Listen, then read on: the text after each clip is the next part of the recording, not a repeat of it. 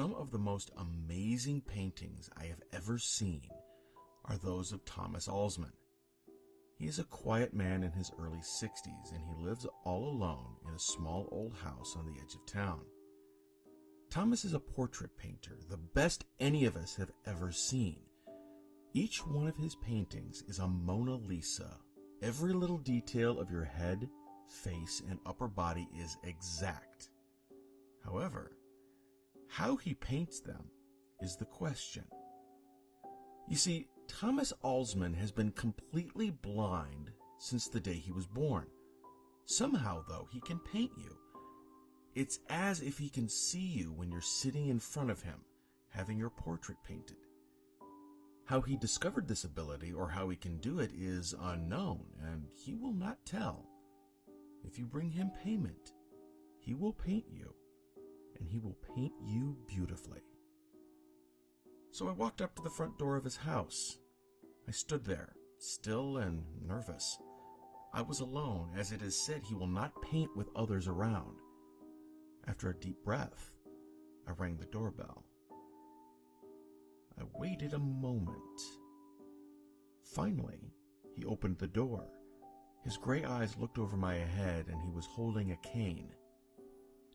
"Mr. Alsman? My name is Luke, and I want to be..." My voice trailed off in nervousness. "To be painted, right?" he said. "Do you have money to pay me?" "Of course, $200, I said.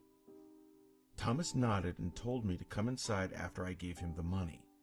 The house's interior was nice and simple. I eyed a stack of books on the table. One was opened, and I could see it was written in Braille. He led me into a back room and told me to sit on a stool.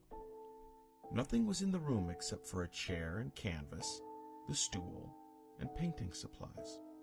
I sat down, and he sat behind the canvas.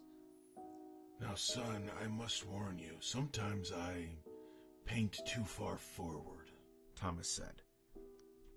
Too far forward? What could that mean? Maybe he sometimes painted the wall behind the person or the yard outside the house.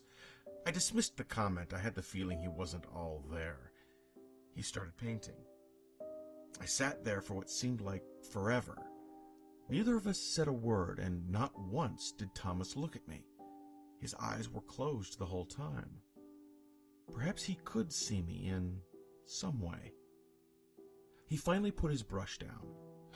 "It is done," he said, and motioned me to come see. The painting was me, all right, down to every hair on my head, but the state I was in was horrible.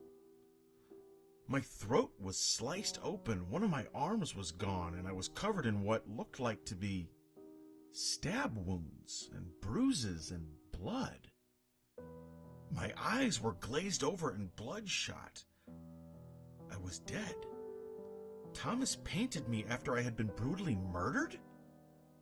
I was even wearing the same outfit I was currently wearing. I stepped back. Why did you paint this? Why would you paint something so horrible happening to me? Thomas looked down with a grim face. "I told you. Sometimes I paint too far forward." I was confused. "What does that mean?" I asked. He looked back up at me.